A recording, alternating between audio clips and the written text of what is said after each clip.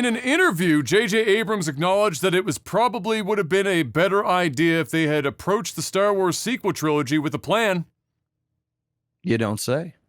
What a shocking revelation. I'm sad that he didn't come to that revelation sooner. The quote from one of the several quotes from the interview that highlights this is a quote here. You just never really know, but having a plan, I have learned, in some cases, the hard way, is the most critical thing, because otherwise you don't know what you're setting up. This is like the most obvious fucking sentence. You don't know what to emphasize, because if you don't know the inevitable of the story, you're just as good as your last sequence or effect or joke or whatever, but you want to be leading to something inevitable. Who knew that having a plan would lead it so that you would know what you're setting up? Who knew?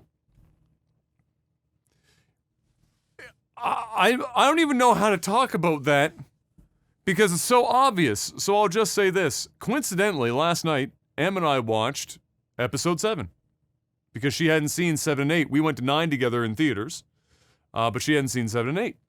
So we watched 7 last night. And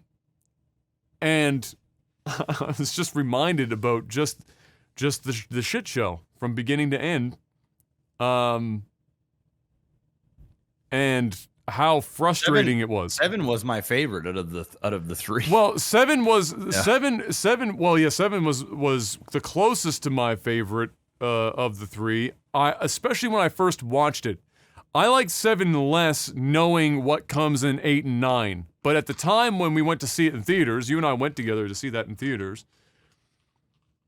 At the time when you don't know what's coming up, the biggest complaint about 7, there's a couple maybe, but the biggest complaint is it's basically a rehash of like the first. They even openly make fun of it by saying, like Han Solo standing in the war room going, it's another Death Star. But that's what JJ wanted. I mean, he even said that like he wanted to make a new Star Wars for the next generation of viewers, right? So he wanted to give those sort of same tropes opening up to hook people in, to give that nostalgia to the ones that to all the fans that have been watching for decades.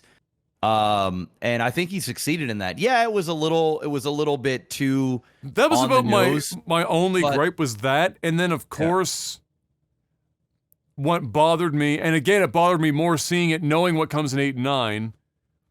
How Rey just magically fucking becomes a Jedi Master of certain skills that other Jedi take ages to fucking train and learn on the fly in the most intense moments, like when she suddenly learns the power of like force persuasion and gets the guy to take her out of her shackles and leave the room, drop the fucking weapon, the whole 9 yards there. Or even before that, more impressively, was to keep Kylo out of her head after he had just been freely in her head moments before, and not only blocked him out, which was impressive, but then probed his mind in reverse and started telling him what was on his mind in reverse. Like, that was like at the time when you're watching the theater without knowledge of 8 and 9, you were like, okay, that's kind of crazy, but all right, I'll follow along. We're with where this is going. But then you discover that in 8 and 9, all it really meant was that she was just supposed to be able to do everything with no training, basically, at all. And the training almost arguably made her worse at times. And then it turns out at the end that it was all for nothing because she was a nobody anyway. Very confusing. They didn't have a plan. Dude, they didn't have a plan. Well, as you said, there was no plan. Yeah. I mean, it was bad. It was a bad trilogy. And then they swapped fucking directors, which is even worse than not only not having a plan, but then having 2 different visions. And then not only that, but it almost would have been okay if it was like, let's say JJ Ryan or Ryan JJ, but to go back, not only did they have 2 directors, but they went back and forth in a trilogy. So it was like they switched in the middle, which meant that like any questions set up in the first were then JJ wasn't supposed to do 2 and 3. He was supposed to do 1. Ryan Johnson was supposed to do 2. Then they had a third director, didn't they? And Trevorrow or was supposed to do 3. Yeah. So it was like bing bang boom. So 3 different directors. 3 different directors. I don't know if that would have been any better. I'm pretty sure that's the way it was supposed to be. Somebody can correct me if I'm wrong, but I'm pretty sure that those were the 3. And then Ryan Johnson does his. It's a complete fuck show. And JJ ends up, they ask JJ to like come back for the 3rd and do the 3rd because Trevorrow was going to do Mandalorian. He's like, I'm doing the Mandalorian. This is I'm out. Can you please come here because 8 is just too people, got some people that hate it, some people that love it. Made a fuck ton of money, but and then JJ said, okay, fine, I'll come back and do the 3rd. When he came back for the 3rd, he had to go off of what Ryan Johnson was doing. And JJ apparently in the second one, number 8, JJ was trying to tell Ryan these were the things I was setting up, and they were supposed to kind of work together, but Ryan wanted to do his own fucking shit and give his own flair and didn't really care about what the shit JJ was setting up. And then when JJ got back to it, he had to tie it all together. He had to go from his first vision, then he had to go with what Ryan decided ultimately, and then boom, because Mark Hamill, all those guys, it was supposed to be different. Like it was not supposed to. You weren't supposed to start episode 8 with fucking Luke Skywalker throwing the shit over his shoulder and fucking being done and all. It was not supposed to go like that. This is what Ryan Johnson wanted. I think that's what kind of did it for me was when, obviously Mark has been the most outspoken because I mean, Carrie Fisher passed away and Harrison Ford just doesn't fucking care. So, or he doesn't care enough to say anything. He showed up. He knew he was happy. Kill me. He's like, get rid of me, please. Kill me, so I don't have to continue. And I like that. It made sense to kill because these characters are passing the torch, right? It makes sense. So it was good that it happened anyway. But as soon as like everyone has like a lot of discourse about the JJ versus Ryan thing, and it's not that I think that JJ did a sterling job in the first movie in terms of setting stuff up for Ryan to take over in the first place, and there is obvious points in both Ryan's and then JJ when he came back for the 3rd where they partially, it's not that they partially like kind of undo each other's work, but it's done in a way that was like very childish. Like the lights, you can't tell me that the lightsaber over the shoulder thing that they did at the very beginning of the second movie was not a direct fucking call out to JJ from 100%. Ryan and 100%. saying, we're going to do this Ryan's way.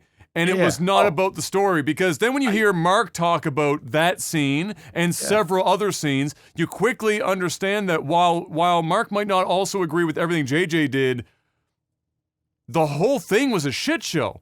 And if you just gave and what I'm confused about is that you've got Mark Hamill, who is one of the smartest brains in the entertainment industry, that was the face of one of the faces of this entire original trilogy that everyone's dying to see come back in this thing, and you don't pick his brain and run with that shit? Like, you have the ego to think that you can fucking outdo Mark Hamill at his own character?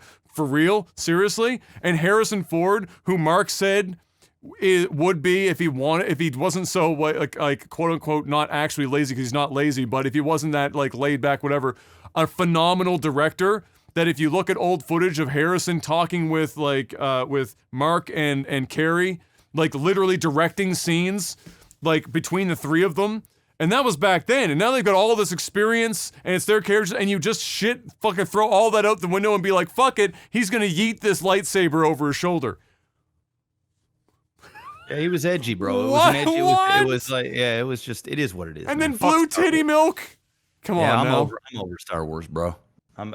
It's just funny. As time goes on, you hear more and more actors, directors come out and start shitting on the fucking Star Wars. They all had to put on a face. The only one who didn't put on a face was Mark Hamill. Yeah. He's the only one. Yeah. On the damn red carpet, the dude would be like, trolling. It's long.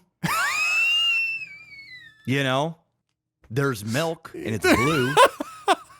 I have more words than the second than The episode first, 8. Yeah, episode 8. Or yeah, the 7. in episode 7, I have at least twice the amount of dialogue. Like the dude literally was depressed. You could see it in his face. He hated the fucking movie, and he was only there because of contractual obligations to be there. And the moment he could fucking run out of there and cry, he did. So yeah, I mean, it is what it is. That shit is dead, bro. Good Godspeed with the next trilogy. Godspeed. That's it.